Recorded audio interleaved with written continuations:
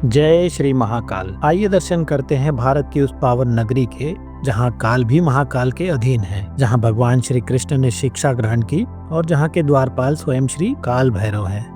मोक्षदायिनी सप्तपुरियों में से एक अवंतिकापुरी में पुण्य सलिला शिप्रा के तट पर बसी बाबा महाकाल की नगरी अवंतिका अर्थात उज्जैन। आज की इस वीडियो में हम न केवल ज्योतिर्लिंग के दर्शन करेंगे बल्कि उज्जैन के उन चमत्कारी और प्राचीन स्थलों की यात्रा भी करेंगे जिनका वर्णन हमारे पुराणों में मिलता है। साथ ही जानेंगे उज्जैन तक कैसे पहुँचे, उज्जैन में रुकने की व्यवस्था, उज्जैन की प्रमुख दर्शन स्थलियाँ और उज्जैन यात्रा से जुड़ी संपूर्ण जानकारी। नमस्कार दोस्तों, स्वागत है आपका ट्रैवल गाँव की इस वीडियो में।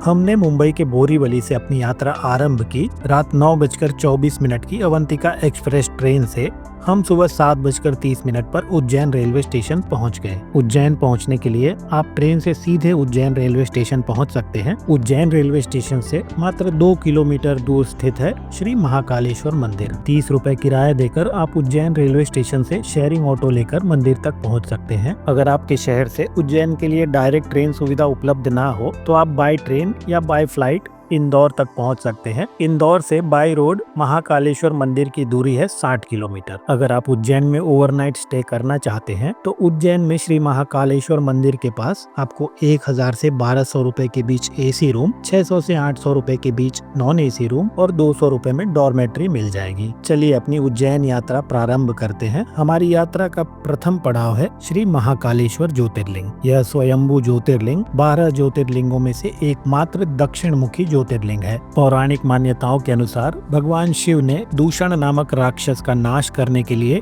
इस स्थान पर प्रकट होकर स्वयंभू ज्योतिर्लिंग के रूप में निवास किया। यह मंदिर अति प्राचीन है और इसका वर्णन पौराणिक ग्रंथों में मिलता है। मान्यता है कि परमार काल में इसका विस्तार सम्राट विक्रमादित्य जी ने करवाया था। यहाँ की भस्म आरती विश्व प्रसिद्ध है।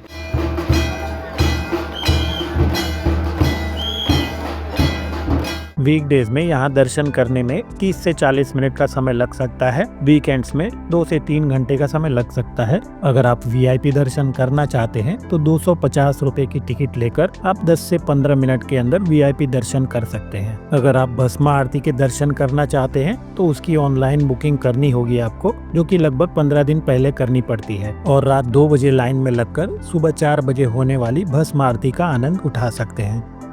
महाकाल के दर्शन के पश्चात वीआईपी दर्शन की जो टिकट काउंटर है उसके ठीक सामने है श्री बड़ा गणेश जी मंदिर। यहाँ भगवान गणेश की अत्यंत विशाल और भव्य प्रतिमा विराजमान है। कहते हैं किसी भी कार्य की निर्विघ्न सिद्धि के लिए यहाँ दर्शन करना परम आवश्यक है। श्री बड़ा गणेश जी मंदिर के ठीक बगल में एक छोटे से द्वीप पर स्थित है विक्रम टीला। विक्रम टीला वह ऐतिहासिक स्थान है जहां न्यायप्रिय सम्राट विक्रमादित्य का सिंहासन हुआ करता था। यह स्थान आज भी वीरता और न्याय की गाथाएं सुनाती है। उज्जैन के अन्य प्रमुख स्थानों पर जैसे कि रामघाट, हरसिद्धि माता मंदिर और महाकाल लोक कॉरिडोर में शाम को दर्शन करने चाहिए। विक्रम टीला के बाद महाकाल मंदिर के पास आपको रिक्शा ड्राइवर मिल जाएंगे जो आपको इस तरह का कार्ड दिखाकर उज्जैन दर्शन के लिए पूछते हुए दिखाई पड़ेंगे। आप उनसे बातचीत करके 400 से 600 रुपए के बीच किराया देकर ऑटो रिक्शा हायर कर सकते हैं और बाकी के स्थानों के दर्शन कर सकते हैं। रिक्शा वाले आपको केवल 5 स्थानों का नाम वाला कार्ड दिखाते हैं,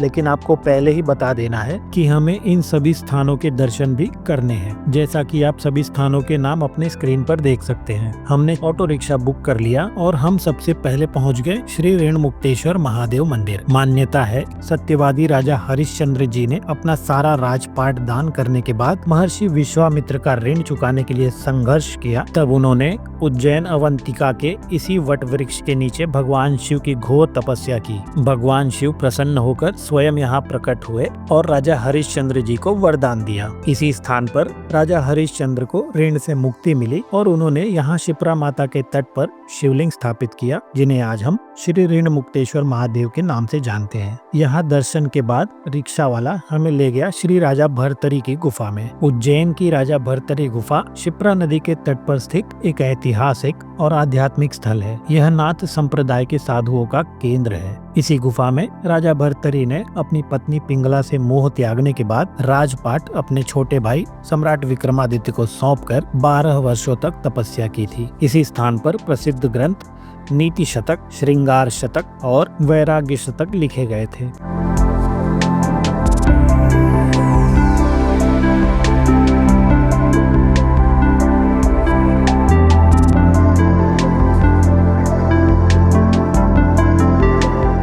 श्री स्थिर मन गणेश मंदिर। ऐसी मान्यता है कि जब भगवान श्री राम, लक्ष्मण और माता सीता के साथ अपने पिता राजा दशरथ के तर्पण हेतु उज्जैन आए थे, तब उनका मन अत्यंत व्याकुल और अस्थिर था। तब माता सीता ने गणेश जी की स्थापना कर पूजन किया, जिससे प्रभु का मन स्थिर हुआ। इसीलिए इन्हें स्थिर मन कहा जाता है। इस मंदिर का पौराणिक नाम स्थल मन गणपति बताया जाता है, जो समय के साथ स्थिर मन गणेश के रूप में प्रसिद्ध हो गया। ये है श्री स्थिर मन गणेश मंदिर और ठीक बगल में है श्री गढ़कालिका माता जी का मंदिर। श्री गढ़कालिका माता शक्तिपीठ मंदिर। उज्जैन का श्री गढ़कालिका माता मंदिर एक अत्यंत प्राचीन और जागृत शक्तिपीठ है, जिसे 51 शक्तिपीठों में से एक माना जाता है। इस स्थान पर माता सती का ऊपरी होंठ गिरा था। मान्यता है कि महाभारत काल से स्थापित इस मंदिर का जीर्णोद्धार सम्राट हर्षवर्धन ने कराया था। महाकवि कालिदास माँ गढ़कालिका के अनन्य उपासक थे और ये भी मान्यता है कि श्री गढ़कालिका माता की कृपा से ही उन्हें ज्ञान और काव्य प्रतिभा की प्राप्ति हुई थी। ऑटो रिक्शा वाले भाई साहब ने हमें बताया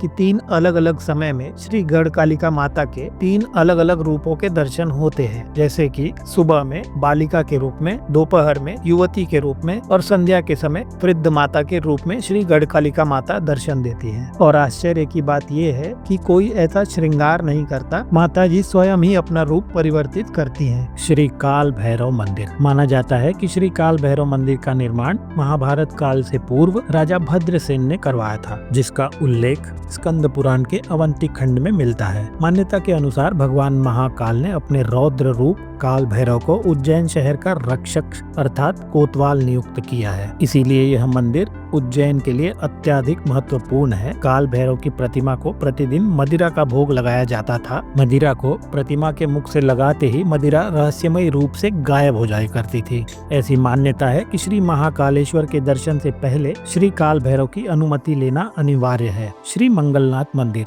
मंगल ग्रह का एकमात्र मंदिर है श्री मंगलनाथ मंदिर। मत्स्य पुराण में उल्लेख है कि मंगल ग्रह का जन्म उज्जैन के इसी स्थान पर हुआ था। यहाँ भगवान शिव और राक्षस अंधकासुर के बीच युद्ध हुआ था। भगवान शिव के माथे से पसीने की एक बूंद धरती पर गिरी, जिससे मंगल ग्रह की उत्पत्ति हुई। यह मंदिर महादेव को समर्पित है और यहाँ मुख्य रूप से भगवान शिव की पूजा की जाती है, जिन्हें मंगलनाथ के नाम से जाना जाता है। यह मंदिर ट्रॉपिक ऑफ कैंसर अर्थात कर्क रेखा के ऊपर स्थित है, जो इसे प्राचीन भारत के खगोलीय अध्ययन और खगोलीय पिंडों को ट्रैक करने का मुख्य केंद्र बनाता है। यह मंदिर मंगल दोष निवारण पूजा के लिए भी प्रसिद्ध है। श्री सांदीपनी आश्रम। महर्षि सांदीपनी आश्रम महाभारत काल में ज्ञान का एक प्रमुख केंद्र था, जिसे आज भी भगवान कृष्ण की शिक्षा स्थली के रूप में पूजा जाता है। मान्यता है कि भगवान श्री कृष्ण ने मात्र 11 दिनों में यहाँ 64 कलाएं और 14 विद्याएं सीखी थी।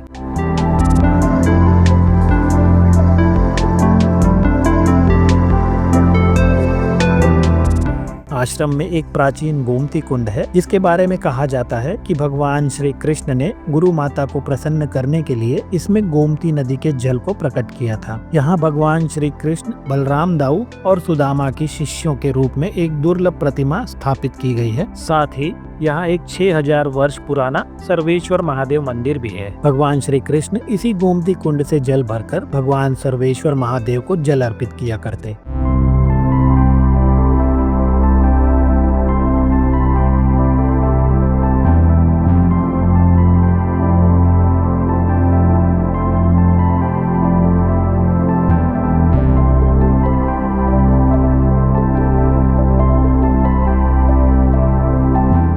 इन सभी स्थानों के दर्शन करने के बाद अंत में रिक्शा वाला से कहकर माता शिप्रा के राम घाट पर उतर जाना है। उज्जैन का राम घाट शिप्रा नदी के तट पर स्थित सबसे प्राचीन और पवित्र घाट है, जिसका गहरा पौराणिक इतिहास भगवान श्री राम से जुड़ा है। मान्यता है कि वनवास के समय श्री राम ने यहाँ अपने पिता राजा दशरथ का तर्पण अर्थात पिंडदान किया था। राम घाट उन 4 पवित्र स्थानों में से एक है जहाँ अमृत की बूंदें गिरी थी, जो इसे अत्यंत पवित्र बनाती है। यह स्थान विश्व प्रसिद्ध सिंहस्थ कुंभ स्नान का मुख्य स्थल है, जहां हर 12 साल में कुंभ मेला का आयोजन किया जाता है। यहां प्रतिदिन शाम होने वाली आरती बहुत प्रसिद्ध है। कुछ समय यहां आरती करने के बाद आपको शाम 6:30 बजे से पहले श्री हर सिद्धि माता मंदिर पहुंच जाना है।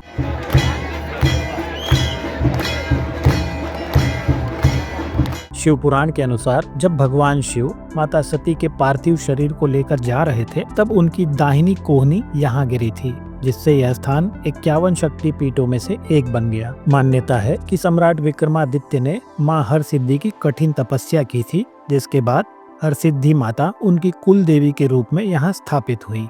इस मंदिर का प्राचीन नाम मांगल्य चंडिका या मंगल चंडिका माना जाता है। मंदिर परिसर में 51 फीट ऊंचे 2 भव्य दीप स्तंभ हैं, जिन पर प्रतिदिन अखंड दीपक जलाए जाते हैं। प्रतिदिन संध्या को इन दीप स्तंभों को प्रज्वलित करते हुए देखने के लिए और यहाँ की भव्य आरती में भाग लेने के लिए भक्तों की भारी भीड़ उमड़ती है।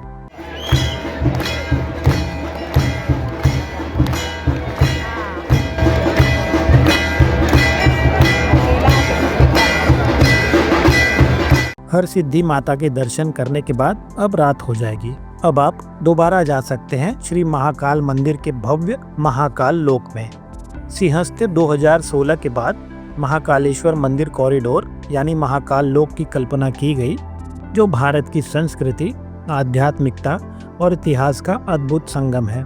महाकाल लोक में महाकाल पथ, शिव स्तंभ और कमल कुंज जैसे 200 से अधिक अनूठे कलाकृतियों के माध्यम से भगवान शिव के विभिन्न रूपों का चित्रण किया गया है। आप चाहें तो यहाँ दिन के समय भी घूम सकते हैं, पर रात में लाइटों की प्रकाश में यह महाकाल लोक स्वर्ग जैसा प्रतीत होता है। महाकाल लोक के अंदर से श्री महाकाल मंदिर से लगभग 300-400 मीटर आगे आने पर आपको भारत माता को समर्पित भारत माता मंदिर दिखाई देगा। यहाँ भी आपको दर्शन अवश्य करने चाहिए। यह कॉरिडोर 900 मीटर लंबा है। यहाँ ठीक से घूमने में आपको 1 घंटे से अधिक समय लग सकता है।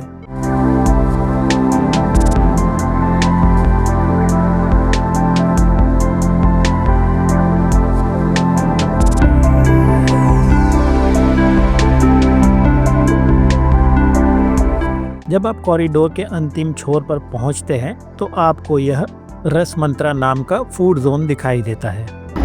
फूड जोन रस मंत्रा हाईली रिकमेंडेड।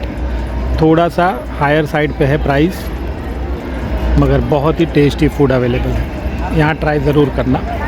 कॉरिडोर के एकदम एंड में है। इस वीडियो में अब तक जितने भी स्थानों के आपने दर्शन किए, उन सभी स्थानों के दर्शन एक दिन में सरलता से हो जाते हैं। जानकारी न होने के कारण और सीमित समय होने के कारण मैं इन स्थानों पर नहीं जा सका। अगर आपके पास समय हो तो आपको इन सभी स्थानों पर भी अवश्य ही जाना चाहिए। यह सभी स्थान सतयुग में निर्मित किए गए थे, ऐसा मुझे ऑटो रिक्शा वाले ने बताया था। आशा करते हैं यह वीडियो आपके लिए सहायक हो। इस वीडियो में यहीं तक। अभी चलते हैं, फिर मिलते हैं एक नई मंजिल, कुछ नए रास्ते। तब तक के लिए जय श्री कृष्ण, राधे राधे, जय श्री आद्य शक्ति माता, हर हर महादेव।